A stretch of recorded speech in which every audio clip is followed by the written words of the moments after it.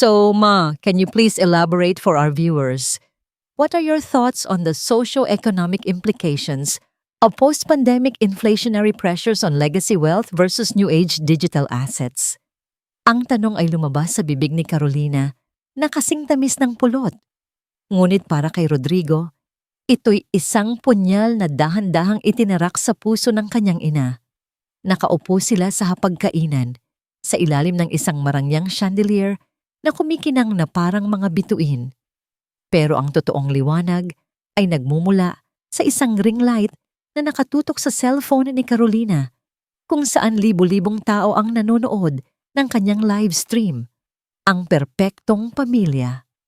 Iyon ang imahe. Nakita ni Rodrigo ang pagkalito sa mga mata ni Azira, ang kanyang ina. Isang simpleng babae na ang tanging yaman ay ang pagmamahal sa kanyang pamilya at ang mga halamang inaalagaan sa hardin. Paano nito sasagutin ang tanong na parang kinuha sa isang business thesis? Anak, pasensya na. Hindi ko yata. Nauutal na sabi ni Azira. Ang mga kamay ay marahang nagsalubong sa ibabaw ng kanyang kandungan.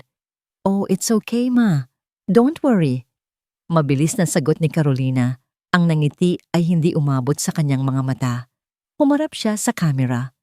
Guys, my mother-in-law is very traditional. Simple lang ang buhay niya. But she's the sweetest, right? Naramdaman ni Rodrigo ang pag-igting ng kanyang panga. Sa ilalim ng mesa, kinuyom niya ang kanyang kamao. Gusto niyang abutin ang cellphone at ibalibag ito sa pader. Gusto niyang isigaw na tigilan na ang kahibangang ito. Pero hindi siya kumilos. Napayuko na lang si Azira at marahang kumuha ng tubig.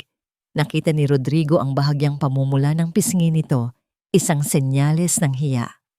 At sa bawat pagtibok ng kanyang puso, naramdaman niya ang sarili niyang pagkaduwag. Ilang sandali pa, natapos din ang live stream. Sa isang pindot lang, nawala ang mga pekeng ngiti. Ano ba yan, Rodrigo? Nakakahiya si Mama, sabi ni Carolina habang nililigpit ang kanyang gamit. Ang boses niya ay malamig at matalim.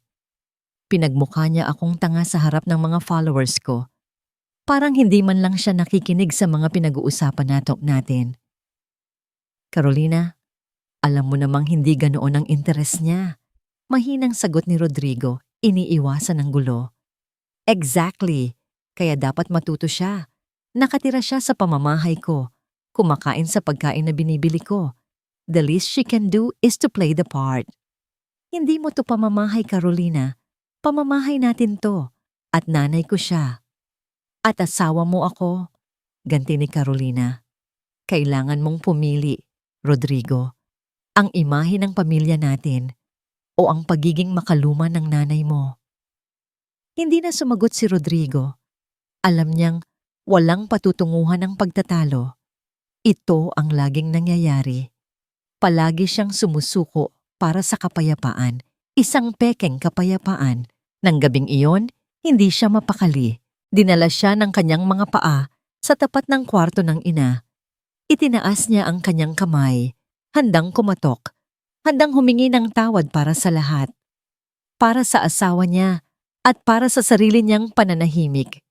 Pero ibinaba niya rin ito. Ano ang sasabihin niya? Narinig niya ang mahinang pag-ubo mula sa loob. Binuksan niya ng bahagya ang pinto. Nakita niya ang kanyang ina na nakaupo sa gilid ng kama. Hindi ito nakatingin sa kanya. Nakatitig ito sa isang lumang litrato sa kanyang mga kamay. Ang litrato ng kanyang yumaong ama. Hinahaplos ni Azira ang litrato na para bang sa pamamagitan yon ay mahahawakan niyang muli ang isang panahong payapa at puno ng paggalang. Walang luha. Pero ramdam ni Rodrigo ang bigat sa bawat paghinga nito. Isang malaking bigat din ang dumagan sa kanyang dibdib. Ang inang nag-aruga sa kanya, ang inang isinakripisyo ang lahat para sa kanya. Ngayon ay nag-iisa sa kanyang kalungkutan sa loob ng sarili nilang tahanan. At wala siyang ginawa. Dahan-dahan, isinara niyang muli ang pinto. Walang ingay na nililikha. Isa na namang pagkakataon ang pinalampas niya. Bumalik siya sa kanilang kwarto. Nakita niya si Carolina na mahimbing nang natutulog, ang muka ay payapa, na para bang walang nangyaring masama, na para bang hindi siya nakasakit ng damdamin ng sinuman. Humiga si Rodrigo sa tabi niya, pero nakatitig lang siya sa kisame. Ang bawat anino sa dilim ay tila nangungusap, nagpapaalala ng kanyang pagkukulang. Hindi siya makatulog. Bumangon siya at nagpunta sa kanyang maliit na home office. Binuksan niya ang kanyang laptop, nagbabaka sakaling sa trabaho ay malilimutan niya ang lahat. At doon, sa ibabaw ng kanyang mga email, may isang bagong mensahe. Subject: Urgent Site Visit, Cebu Expansion Project. Binuksan niya ito. Isang biglaang business trip. Kailangan niyang lumipad papuntang Cebu, bukas na bukas din. Isang linggo. Isang buong linggo siyang mawawala. Napatingin siya sa kalendaryo. Bigla, isang hindi maipaliwanag na kaba ang gumapang sa kanyang dibdib. Isang masamang kutob. Napalingon siya. Una sa direksyon ng kwarto kung saan natutulog ang kanyang asawa. At pagkatapos ay sa direksyon ng kwarto ng kanyang ina. Isang linggo. Bakit parang napakatagal niyon? Bakit parang may nagsasabi sa kanyang hindi siya dapat umalis? Nang umalis si Rodrigo, tila nagbago ang hangin sa loob ng bahay. Naging mas malamig, mas mabigat. Ang bawat sulok na dati may bakas ng masasayang alaala ay napalitan ng isang nakakabinging katahimikan. Para kay Azira, ang katahimikang ito ay isang pasanin. Pagbaba niya para mag-agahan, naroon na si Carolina sa mesa. Abala sa pag-scroll sa kanyang cellphone. Hindi man lang ito tumingin o bumati. Isang tasa ng kape lang ang nasa harap nito. Ang pagkain para kay Azira ay nakatakip sa isang plato na para bang isa siyang bisita na dapat kumain ng mag-isa. Tinahimik na lang ni Azira ang kanyang pagkadismaya at nagsimulang kumain. Magsawa ka na ngayang sa bestida mo, ma. Araw-araw na lang yan ang suot mo. Biglang sabi ni Carolina. Hindi pa rin inaalis ang tingin sa screen. Nagulat si Azira. Ang suot niya ay isang simpleng bestidang bulaklakin na paborito niya dahil komportable at presko sa katawan. Bago pa man siya makasagot, may inihagis si Carolina sa ibabaw ng mesa. Isang luma, kupas na duster na halatang galing sa pinaglumaan. Eto, mas bagay sa'yo, sabi nito. Sa wakas ay tumingin sa kanya. May mapanlibak na ngiti sa labi. Naramdaman ni Azira ang pag-init ng kanyang mga mata. Napayuko siya at tinitigan ang kanyang plato. Hindi siya sumagot. Kinuha na lang niya ang duster, itinabi sa kanyang upuan, at ipinagpatuloy ang pagkain na para bang walang narinig. Ang bawat subo ay tila may kasamang bubog na lumalamon sa kanyang lalamunan. Pagkatapos kumain, kaagad siyang nagpunta sa hardin. Ito ang kanyang kanlungan. Dito, ang mga halaman ang kanyang kausap. Bawat dahon, bawat bulaklak ay may alaala ng kanyang yumaong asawa. Sila ang nagtanim ng mga ito ng magkasama. Habang nagdidilig, naramdaman niya ang unti-unting pagkalma ng kanyang dibdib. Dito, siya si Azira. Hindi biyenan ni Carolina, hindi isang palamuti sa bahay. Siya si Azira, ang asawa ni Antonio, ang ina ni Rodrigo. Bigla, isang malakas na tunog ng nabasag na salamin ang bumasag sa katahimikan, sinundan ng isang galit na sigaw. Tanga, ano ba? Hindi ka ba marunong mag-ingat?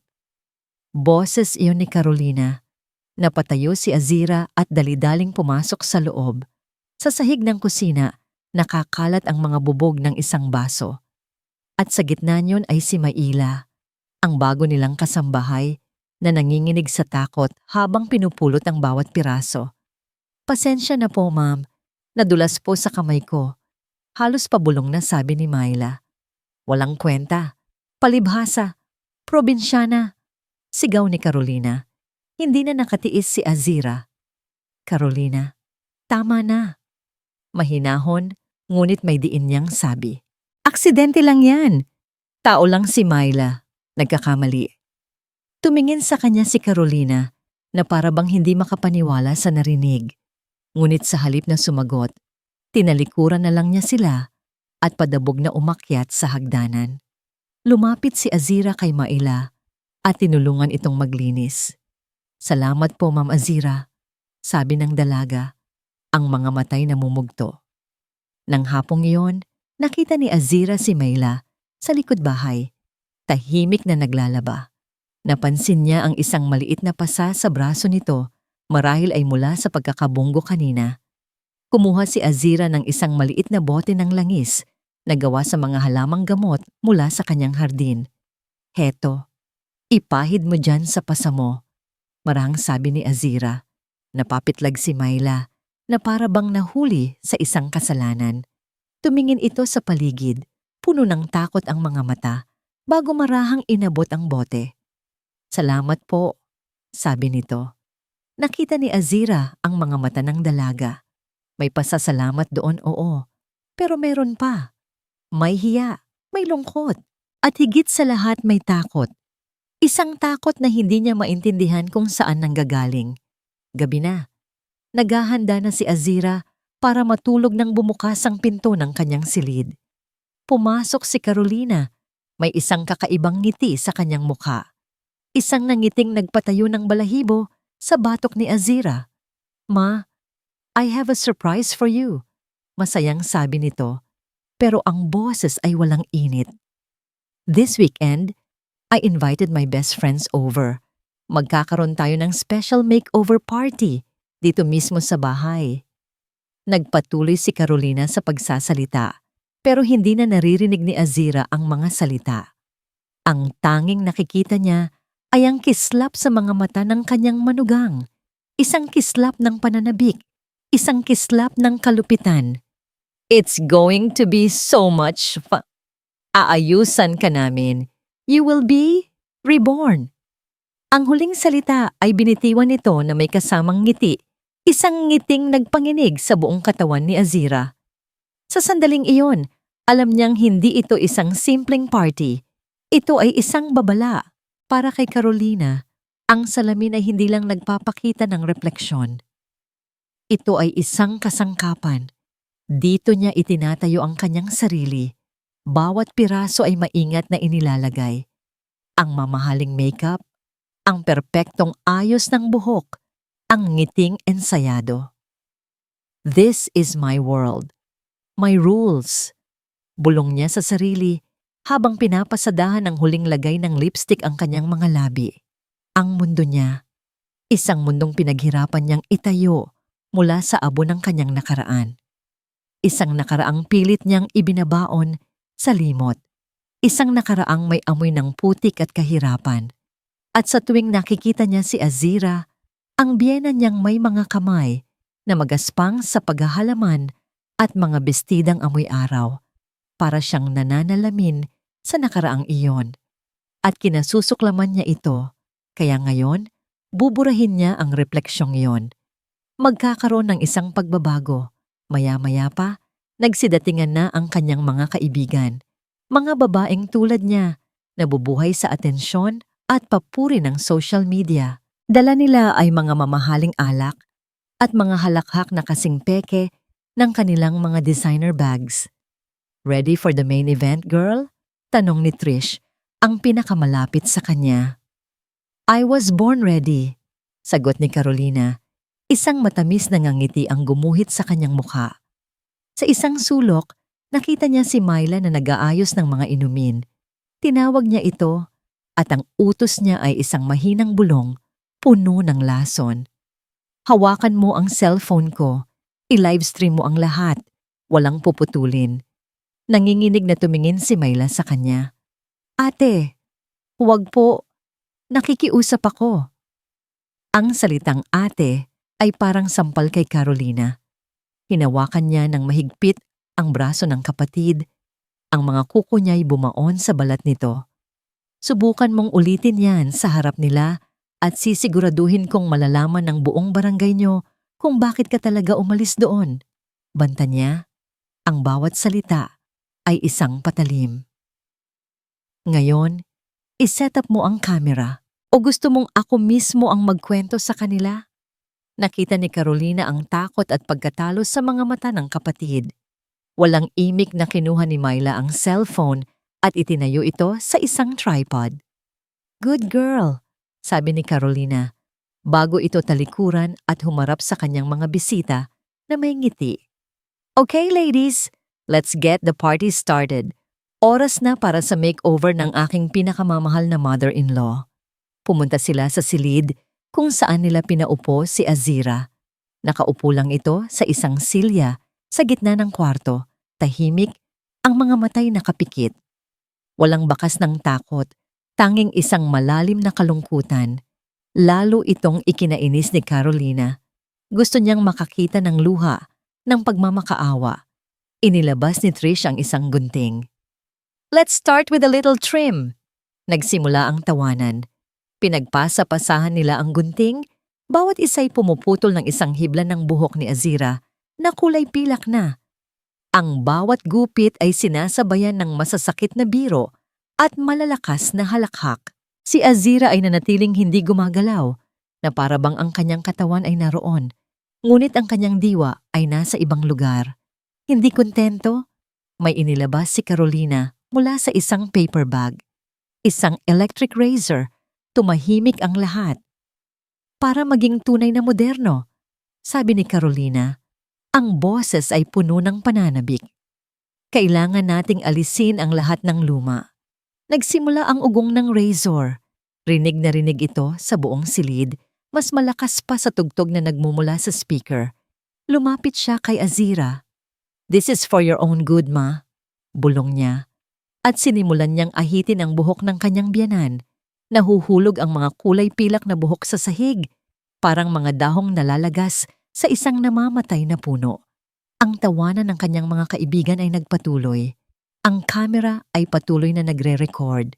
Si Azira ay hindi pumalag, hindi umiyak.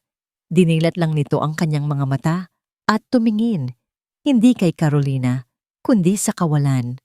Nang matapos, ang ulo ni Azira ay kalbo na. Makinis. Isang larawan ng matinding kahihiyan. Itinaas ni Carolina ang kamera at humarap dito. "Tada! Surprise gift for my dearest mother-in-law. Doesn't she look fresh?"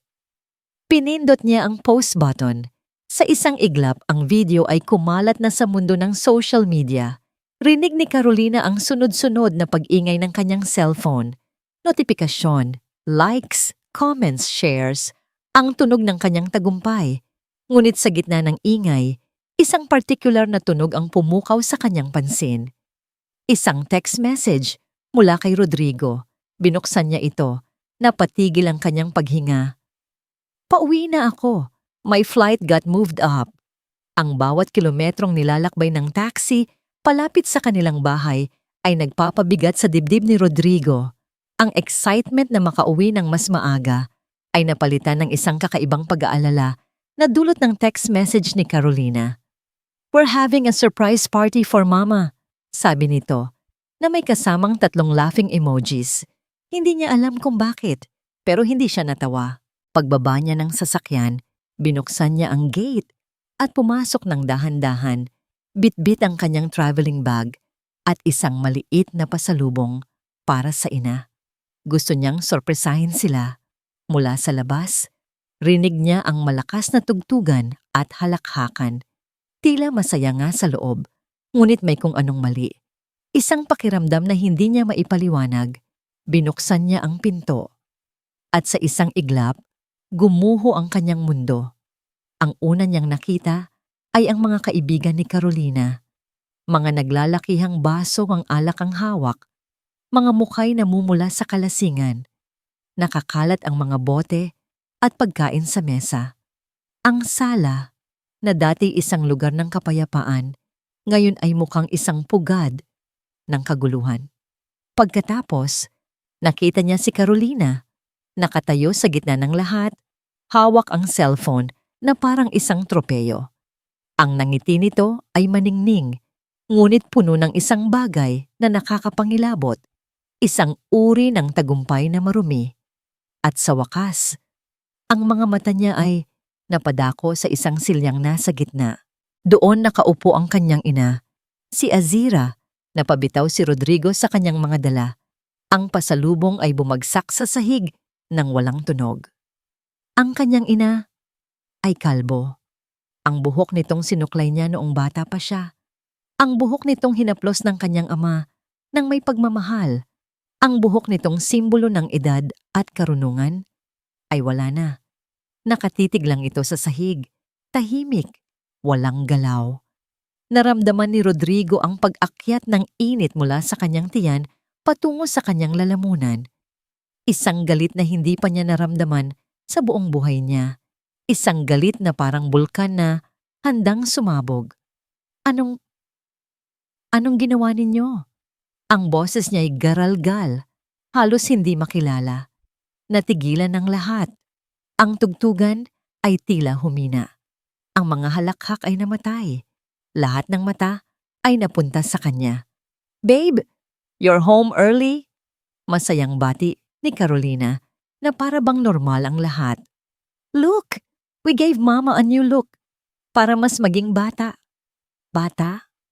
Ulit ni Rodrigo, ang bawat pantig ay may diin. "Ito ba ang tingin mo sa pagiging bata, Carolina? Kahihiyan?" Naglakad siya palapit. Ang mga matay nakapako sa asawa. Ang mga kaibigan nito ay nagsiatrasan na para bang natatakot sa apoy na nakikita sa kanyang mga mata. "It was just a joke, Rod. Huwag ka namang KJ," sabi ni Carolina. Ang ngiti nagsisimulang maglaho. Hindi siya pinansin ni Rodrigo. Lumuhod siya sa harap ng kanyang ina. Dahan-dahan niyang hinawakan ang kamay nito. Malamig. Kasing lamig ng yelo. "Nay!" Bulong niya. "Nay, nandito na ako." Dahan-dahang itinaas ni Azira ang kanyang ulo. Walang luha sa kanyang mga mata. Tanging isang malalim, nakakabinging kalmaduhan. Tinitigan niya ang kanyang anak at sa isang boses na mahina, ngunit matatag, sinabi niya ang mga salitang babago sa lahat. "Buhok lang to, anak." Isang butil ng luha ang pumatak mula sa mata ni Rodrigo. Ang dignidad na nawala. Pagpapatuloy ni Azira, ang mga matay marahang lumingon kay Carolina. Iyon ang hindi natutubo pa. Ang mga salitang iyon, para itong isang kidlat na tumama sa puso ni Rodrigo.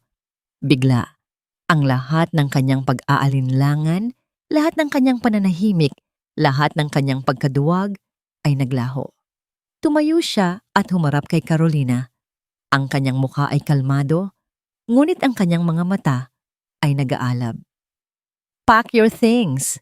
Mahinahon ngunit may bigat niyang sabi. "What?"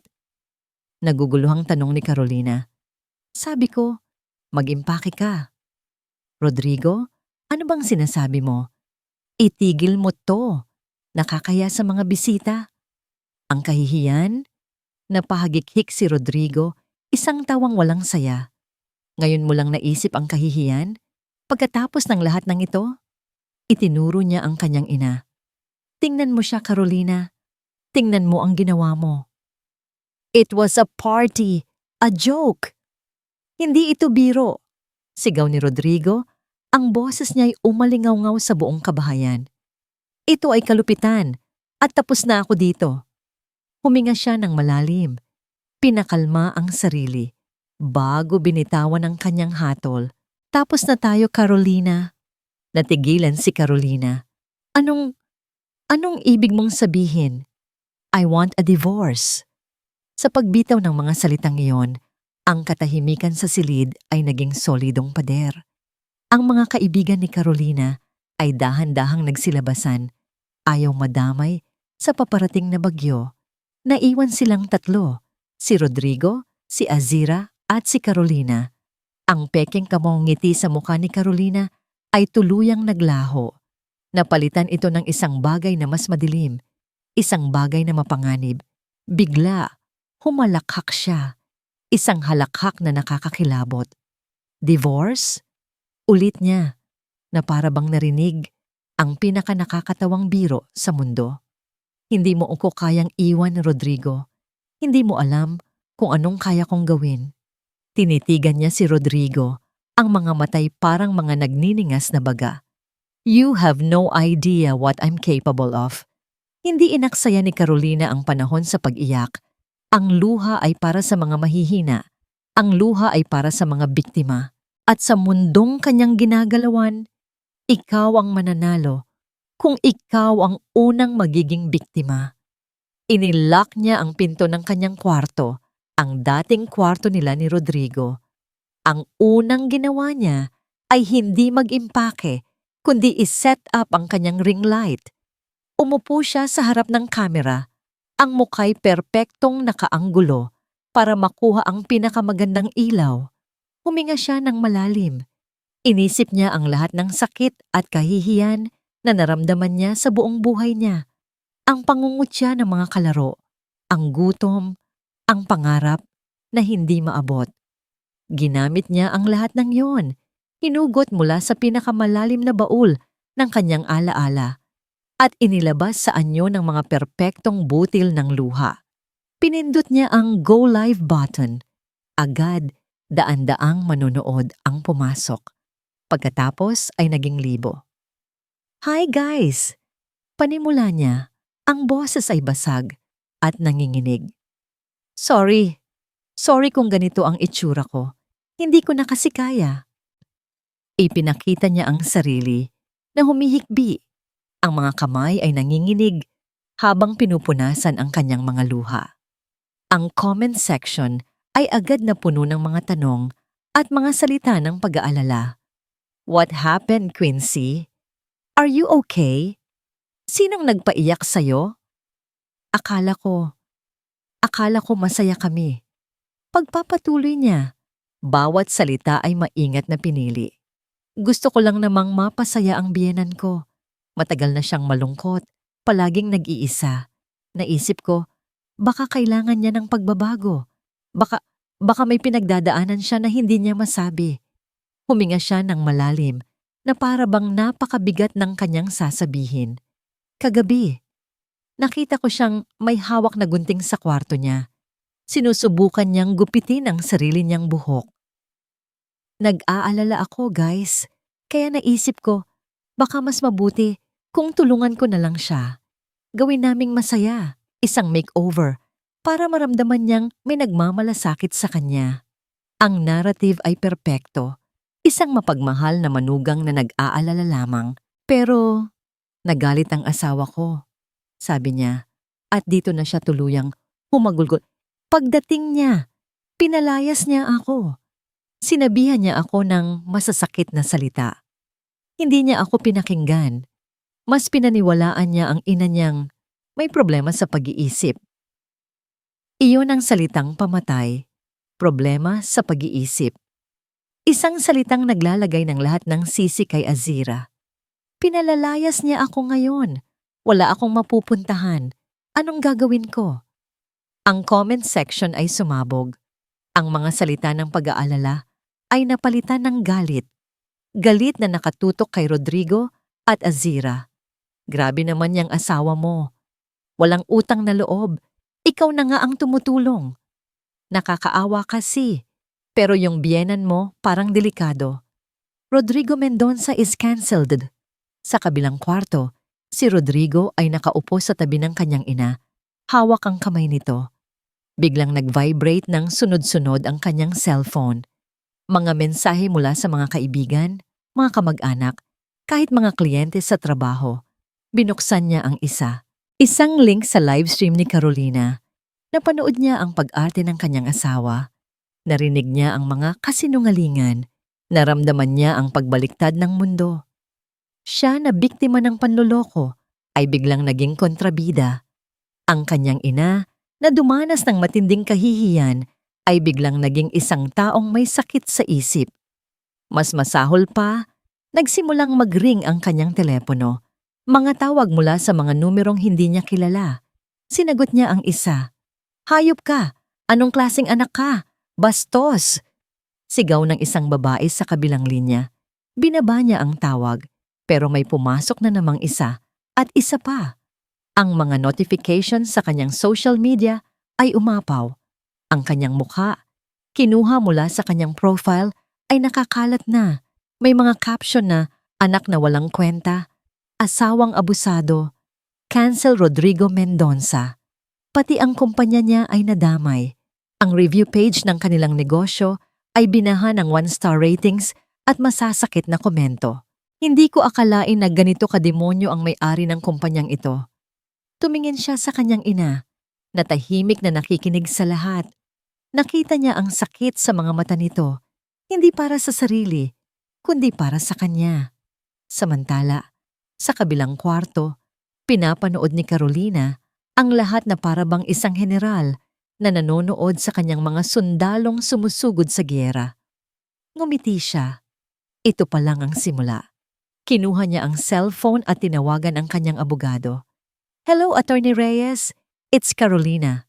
Sabi niya. Ang boses ay kalmado na, puno ng kontrol.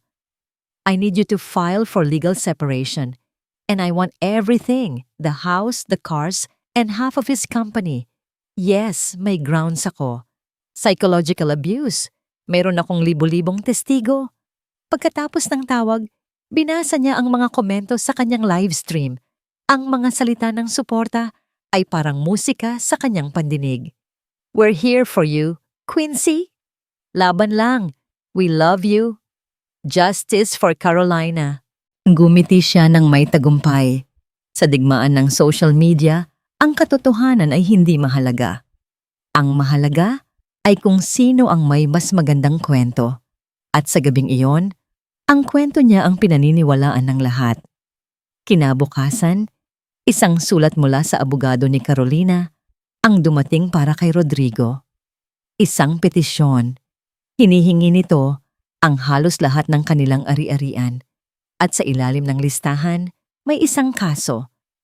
Grave psychological and emotional abuse. Hawak ni Rodrigo ang papel, ang mga kamay ay nanginginig sa galit at kawalan ng pag-asa. Tila sa isang gabi lang, siya at ang kanyang ina ang naging mga kriminal sa sarili nilang tahanan. Naging impyerno ang mga sumunod na araw para kay Rodrigo. Hindi siya makalabas ng bahay nang hindi nakakatanggap ng masasamang tingin mula sa mga kapitbahay. Ang kanyang negosyo ay bumagsak. Halos lahat ng kliyente ay umatras. Ang mga kaibigan niya ay nahati. Ang iba ay nanahimik. Ang iba ay direktang kinampihan si Carolina. Gabi-gabi, iisa lang ang kanyang ginagawa. Uupo siya sa dilim ng kanyang opisina, bubuksan ang laptop, at paulit-ulit na panonoorin ang video. Ang video ng kahihiyan ng kanyang ina. Masakit. Bawat segundong lumilipas sa video ay parang libo-libong karayom na tumutusok sa kanyang puso. Ang tawa ng mga kaibigan ni Carolina, ang ugong ng razor, ang pagbagsak ng buhok ng kanyang ina. Pero pinipilit niyang tiisin dahil sa bawat panonood, naghahanap siya. Naghahanap siya ng kahit anong butas, kahit anong maliit na detalye na magpapatunay na kasinungalingan ang lahat. Sa ika-100 beses na siguro ng panonood, sa pagitan ng mga hikbi at pagpikit ng mata, isang bagay ang pumukaw sa kanyang atensyon. Sa eksaktong 2 minuto at 14 na segundo, dumaan si Carolina sa harap ng isang malaking antigong salamin na nakasabit sa dingding. Sa isang iglap, sa loob ng wala pang 1 segundo, ang refleksyon ng taong kumukuha ng video ay nasalamin dito. Mabilis niyang pinausi ang video. Pinalaki niya ang imahe, malabo, magalaw, pero sapat na para makita ang isang mukha. Isang babae, nakasuot ng uniforme ng kasambahay. Si Myla, napatitig si Rodrigo. Si Myla ang kumuha ng video. Hindi isa sa mga kaibigan ni Carolina, ang kanilang sariling kasambahay. Ngunit bakit? Takot? Napilitan? O kasabot? Pero may isa pang bagay na mas gumulo sa kanyang isipan. Habang tinititigan niya ang malabong imahe ng mukha ni Myla sa screen, mayroon siyang napansin. Isang pamilyar na hugis ng panga, isang pamilyar na kurba ng kilay. Bigla siyang kinabahan. Tumayo siya at naghalongkat sa isang baul ng mga lumang gamit. Hinanap niya ang kanilang wedding album. Mabilis niyang binuklat ang mga pahina hanggang sa makita niya ang mga litrato mula sa pamilya ni Carolina. Kaunti lang sila. Isang malayong tiyahin at ilang pinsan. Ayon kay Carolina, ulila na siya at ito na lang ang natitira niyang kamag-anak. Wala siyang nakita, pero hindi siya sumuko. Nagpunta siya sa lumang study table ni Carolina at binuksan ang mga drawer. Sa ilalim ng mga papeles, may nakita siyang isang maliit, luma at nakatuping litrato. Isang litratong halatang itinatago. Binuksan niya ito. 2 batang babae, marahil ay nasa high school pa lang. Payat, maitim, nakasuot ng unipormeng halatang pinaglumaan. Nakatayo sila sa harap ng isang maliit na bahay kubo. Ang isa sa kanila ay si Carolina. Mas bata, walang makeup, pero kitang-kita ang determinasyon sa mga mata. Ang kasama niya. Napatigil sa paghinga si Rodrigo. Ang kasama niya sa litrato, ang babaeng nakaakbay sa kanya, ay walang iba kundi si Mayla. Ang pagkakahawig, hindi lang sa muka, kundi sa dugo. Naintindihan na niya ang lahat. Ang kakaibang takot ni Mayla kay Carolina. Ang pagsunod nito sa bawat utos kahit gaano kasama. Hindi ito takot ng isang empleyado sa amo. Ito ay takot ng isang kapatid. Nagmamadali siyang lumabas ng bahay. Kailangan niyang mahanap si Mayla. Umalis ito noong araw na umuwi siya. Sinabing uuwi na sa probinsya. Pero nakuha niya ang address na ibinigay nito sa ahensya. Isang maliit na boarding house sa kabilang syudad. Natagpuan niya si Mayla sa isang masikip at madilim na kwarto. Nag-iimpake ito ng mga gamit. Maila, tawag ni Rodrigo. Ang boses ay kalmado, ngunit may bigat. Nagulat ang dalaga. Ang mga mata nito ay agad na puno ng takot.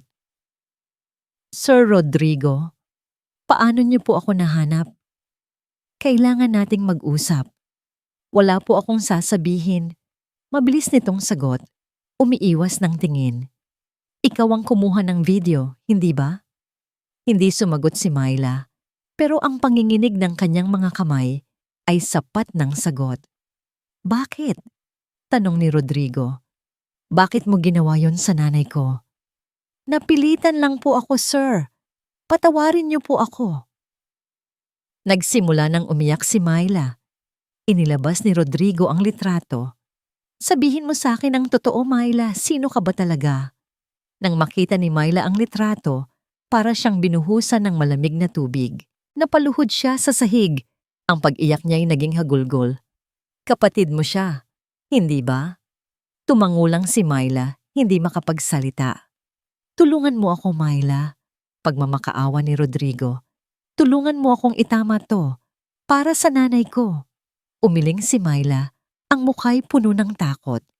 Hindi ko po kaya, sir. Papatayin niya ako. May alam po siya sa akin. Isang sikreto na sisira sa buhay ko kapag nalaman ng lahat. Gagamitin niya yon laban sa akin. Tumayo si Mayla at tumakbo palabas ng kwarto. Iniwan si Rodrigo na nakatayo roon. Hawak ang isang litratong nagbubunyag ng katotohanan, ngunit walang taong handang magpatotoo nito. Pag-uwi niya, isang opisyal na sulat ang naghihintay sa kanya. Galing sa korte. Isang temporary restraining order.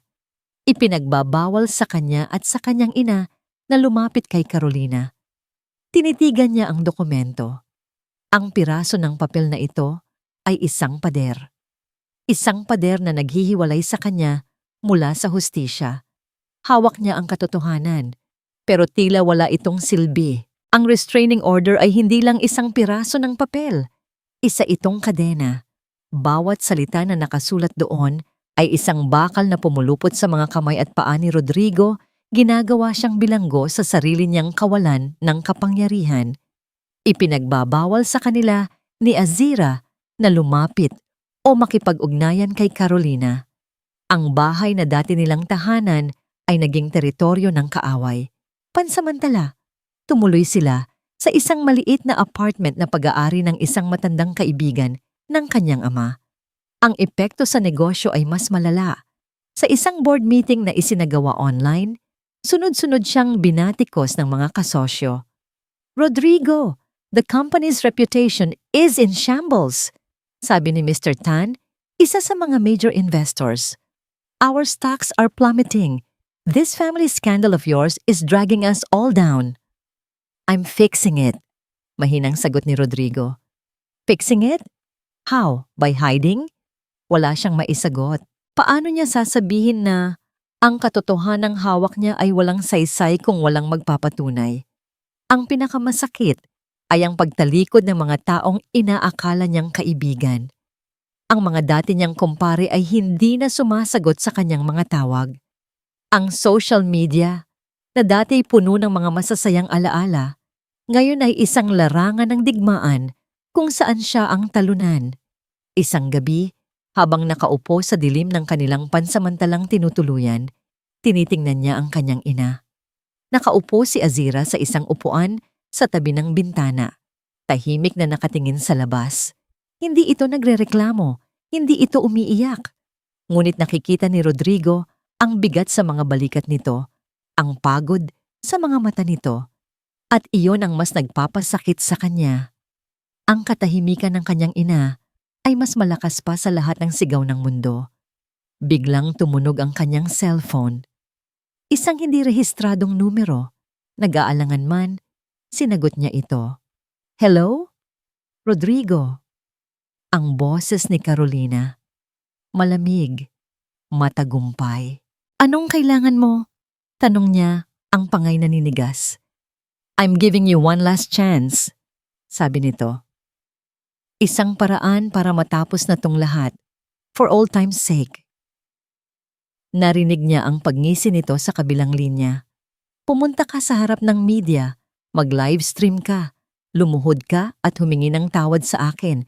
Sabihin mo sa lahat na ikaw ang nagkamali, na nagseselos ka lang sa atensyon na ibinibigay ko sa nanay mo. At ibigay mo sa akin ang buong pag-aari ng kumpanya. Ipirma mo lahat ng ari-arian sa pangalan ko. Hindi makapaniwala si Rodrigo sa kanyang narinig. Nababaliw ka na ba? Hindi, Rodrigo. Nagiging praktikal lang ako. Sagot nito. Gawin mo iyan at babawiin ko ang lahat ng kaso. Maglalabas ako ng statement na nagkaayos na tayo. Malilinis muli ang pangalan mo. Makakapagsimula kang muli. At paano ang nanay ko? Paano ang dignidad niya? Sinong nagmamalasakit sa dignidad niya? Humalakhak si Carolina. Ang mahalaga dito ay kung sino ang mananalo. At sa ngayon, ako ang nananalo. Pagkatapos noon, ibinaba na niya ang tawag. Naiwan si Rodrigo na hawak ang telepono. Ang mga salita ni Carolina ay umuulit-ulit sa kanyang isipan. Tumingin siya sa paligid ng maliit na apartment. Tumingin siya sa mga natanggap niyang notice of disconnection para sa kanilang mga utilities. Tumingin siya sa mga legal na dokumento na nagsasabing maaari siyang makulong kung lalabagin niya ang restraining order. At sa huli, tumingin siya sa kanyang ina. Nakita niya ang isang hibla ng puting buhok na nagsisimula nang tumubo sa anit nito. Isang simbolo ng pag-asa, ngunit sa tabi niyon ay ang anino ng kalungkutan na hindi maalis-alis. Napayuko si Rodrigo sa mesa. Ang muka'y isinubsob sa kanyang mga palad. Wala na siyang pera, wala na siyang reputasyon, wala na siyang mga kaibigan. Ang batas ay hindi pabor sa kanya. Ang katotohanan ay nakatago. Lahat ay nawala. Tinitigan niya ang kanyang cellphone. Binuksan niya ang contact number ni Carolina. Nag-isip siya. Kung gagawin niya ang sinabi nito, matatapos na ang pagdurusa ng kanyang ina. Magkakaroon sila ng kapayapaan. Ngunit kapalit noon ay ang kanilang dignidad. Nanginginig ang kanyang kamay habang itinataas ang telepono na para bang handa na siyang sumuko at tawagan ito. Sa sandaling iyon, naramdaman niyang nasa dulo na siya ng lahat. Ito na ang kanyang pagkatalo. Nakita ni Azira ang lahat. Mula sa kanyang kinauupuan sa tabi ng bintana, nakita niya ang pagbagsak ng mga balikat ng kanyang anak. Narinig niya ang garalgal na paghinga nito habang nakasubsob sa mesa. Nakita niya ang panginginig ng kamay nito habang hawak ang cellphone na para bang isang sundalong pagod na handa ng isuko ang kanyang sandata.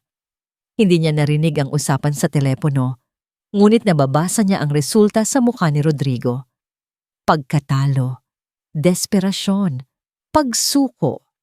At sa sandaling iyon, alam ni Azira na hindi na siya maaaring manahimik lamang. Hindi siya nagsalita. Hindi niya tinapik ang kanyang anak. Dahan-dahan lang siyang tumayo, kinuha ang kanyang lumang balabal at lumabas ng pinto. Alam niya kung saan pupunta. Naglakbay si Azira sakay ng isang maingay na bus patungo sa isang bahagi ng syudad na hindi pamilyar sa kanya. Ang tanging dala niya ay ang address na narinig niyang binanggit ni Rodrigo sa kausap nitong abogado ilang araw na ang nakalipas. Address ng boarding house ni Myla. Natagpuan niya ang lugar, isang gusaling luma na at masikip. Umakyat siya sa ikatlong palapag at kumatok sa isang pintong kinakalawang na ang doorknob. Bumukas ang pinto at bumungad sa kanya ang gulat na mukha ni Myla. "Ma'am Azira?" Hindi galit ang nakita ni Myla sa mukha ng matanda. Walang panunumbat, tanging isang malalim at nakakapanghinang kalungkutan. "Papasok po kayo." Nauutal na sabi ni Myla. Ang kwarto ay maliit at madilim. Naupo si Azira sa isang kahoy na upuan. Si Myla ay nanatiling nakatayo sa may pintuan, nakayuko. Hindi magkanda-ugaga kung ano ang gagawin. Ang katahimikan sa pagitan nila ay mabigat. Binasag ito ni Azira sa isang boses na mahinahon at malambing. Noong bata pa si Rodrigo, panimula niya, ang mga matay nakatingin sa isang lumang kalendaryo sa dingding. Nahulog siya mula sa puno ng bayabas. Nabali ang kanyang braso. Iyak siya ng iyak. Hindi dahil sa sakit, kundi dahil sa takot na mapagalitan siya ng kanyang ama. Tumingin si Azira kay Myla. Pero hindi siya pinagalitan ng tatay niya.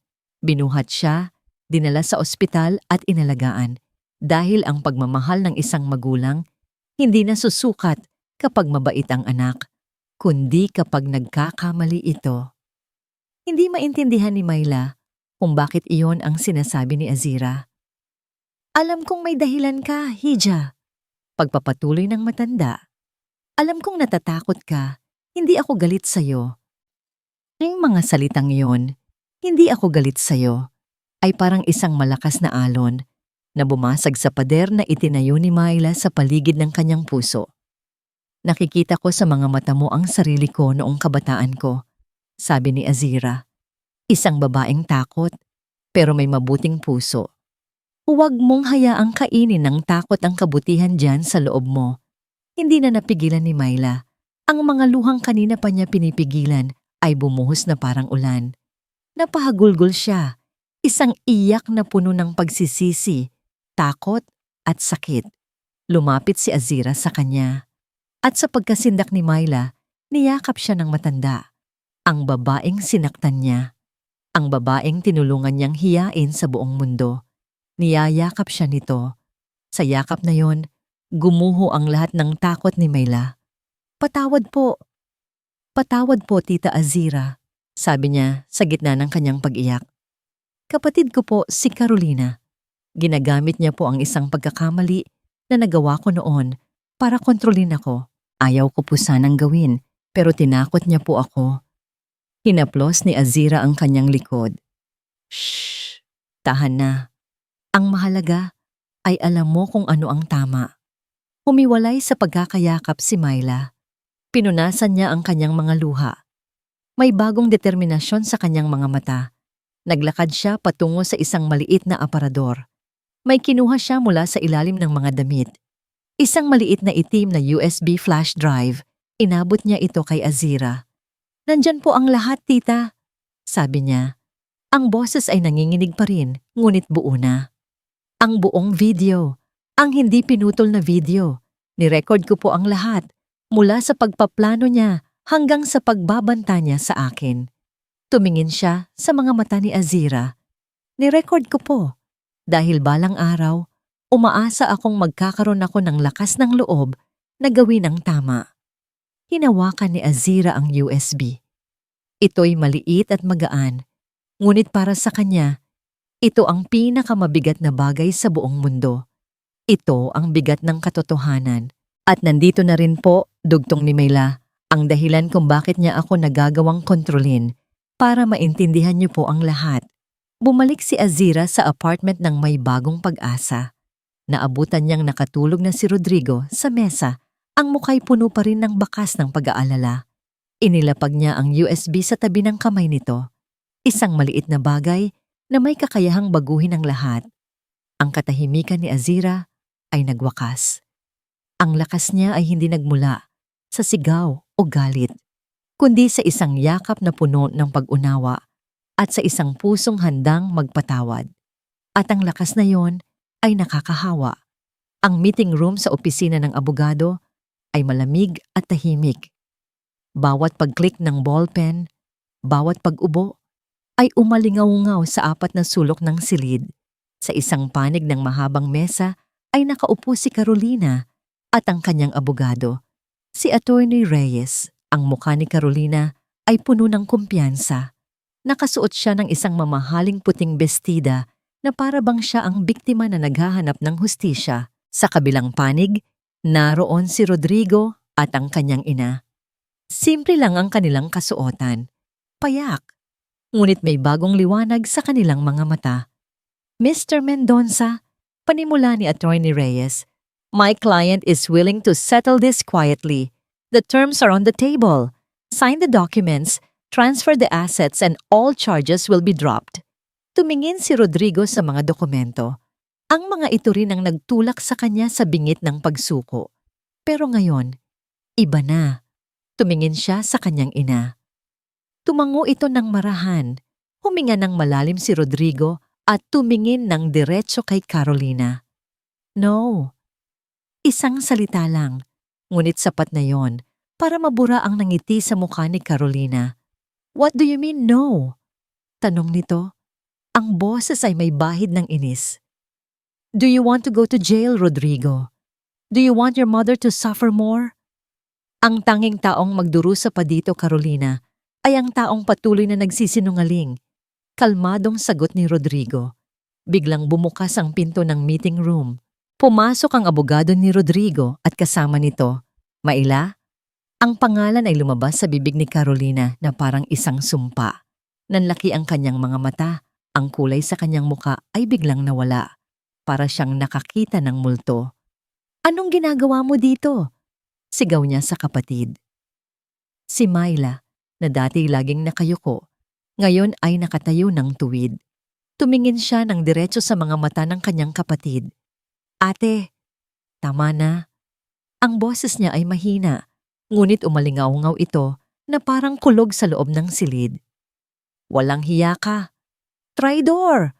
Sigaw ni Carolina, akmang susuguri ng kapatid, ngunit pinigilan siya ng kanyang abogado. My client has something to show all of you, sabi ng abogado ni Rodrigo. Inilabas nito ang isang laptop at isang maliit na projector. Itinutok nila ito sa puting pader at nagsimula ang video. Ang video na nasa USB. Unang lumabas ang eksena sa kwarto ni Carolina bago pa man dumating ang mga bisita. Siya at si Mayla lang ang naroon. Hawakan mo ang cellphone ko. I-livestream mo ang lahat, sabi ng boses ni Carolina sa video. Ate, wag po. Nakikiusap ako. Sagot ng umiiyak na boses ni Mayla. Subukan mong tumanggi at sisiguraduhin kong malalaman ng buong barangay nyo kung bakit ka talaga umalis doon. Ang banta ni Carolina. Ang mukha ni Carolina sa meeting room ay namutla. Patayin na nyo yan. That's illegal recording. Ngunit walang pumansin sa kanya. Nagpatuloy ang video. Ipinakita nito ang buong pangyayari. Ang pagtawa, ang pangungutya, at ang pag-ahit sa buhok ni Azira. Lahat mula sa isang anggulong nagpapakita ng kalupitan, hindi ng pagtulong. At pagkatapos, ang pinakamatinding bahagi. Isang recording ng usapan ng magkapatid matapos ang insidente. Bakit mo ginawa yon, ate? Tanong ni Myla sa video. Para matuto siya kung saan siya lulugar, sagot ni Carolina. At para sa'yo, huwag na huwag mong kakalimutan na hawak kita sa leeg. Isang salita mo lang tungkol dito at malalaman ng lahat na ang perang ipinampagamot mo sa nanay natin ay hindi mo pinaghirapan, kundi ninakaw mo mula sa dati mong amo. Ang huling revelasyon ay parang bombang sumabog sa loob ng silid. Iyon pala ang sikretong ginamit ni Carolina para kontrolin ang kapatid. Isang desperadong pagkakamali na nagawa ni Myla dahil sa pagmamahal sa kanilang ina. Nang matapos ang video, ang tanging maririnig ay ang mabilis na paghinga ni Carolina. Lahat ng mata ay nasa kanya. Ang kanyang abogado ay napayuko. Hindi makatingin sa kanya. Kasabwat siya! Desperadong sigaw ni Carolina. Itinuturo si Myla. Pinlano naming dalawa to. Hindi na, Carolina, sabi ni Rodrigo. Ang boses ay puno ng awa at pagkadismaya. Tapos na ang laro. Tumingin si Carolina kay Rodrigo.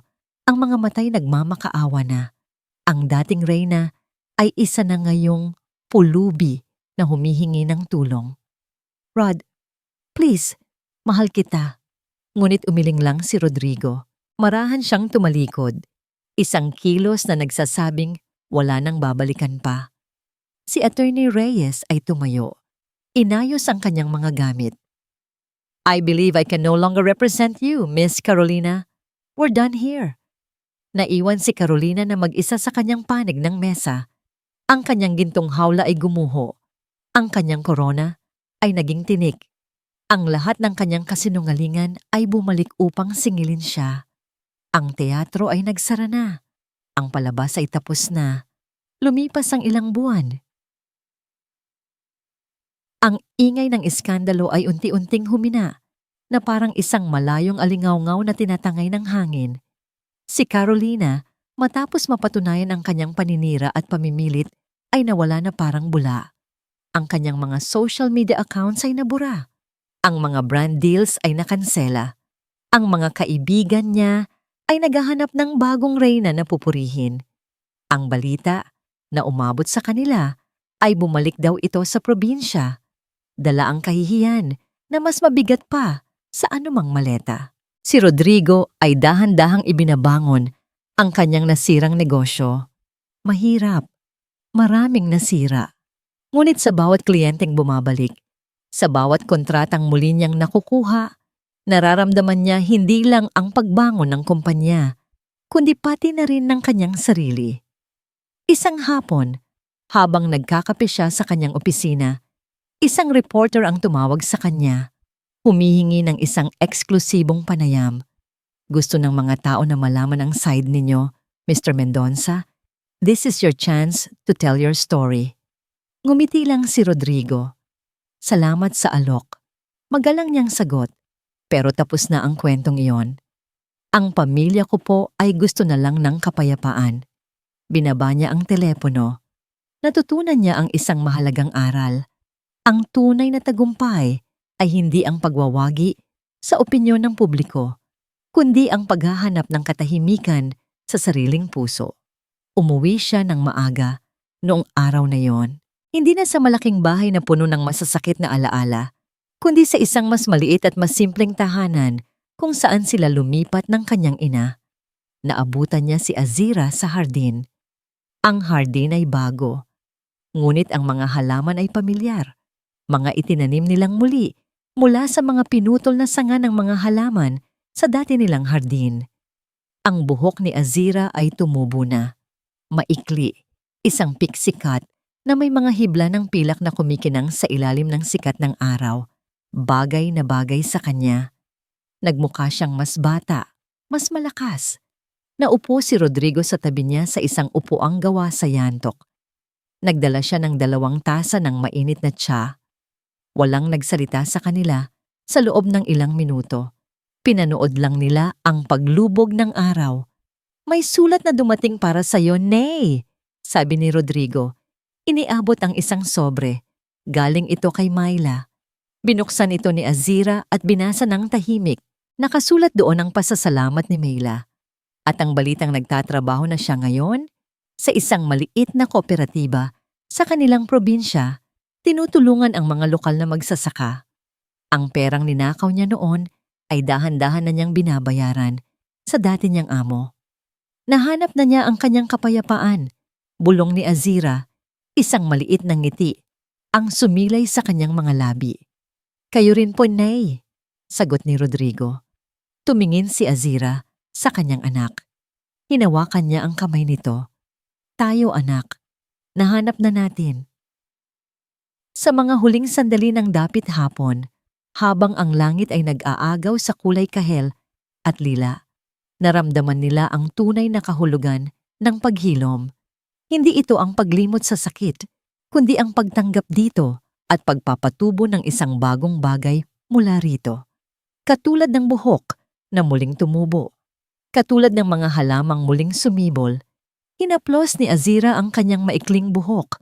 Ang dating simbolo ng kahihiyan ay ngayon ay isang paalala ng kanyang katatagan. Habang nakatingin sila sa papalubog na araw, ang boses ni Azira ay maririnig na tila isang bulong sa hangin para sa kanyang sarili, para sa kanyang anak, at para sa lahat ng nakikinig. May mga bagay na kayang kunin sa iyo ang mundo. Pera, kasikatan, kahit buhok. Pero ang dignidad, nasa puso yan. At ang puso, hanggat tumitibok para sa tama, hinding-hindi matatalo.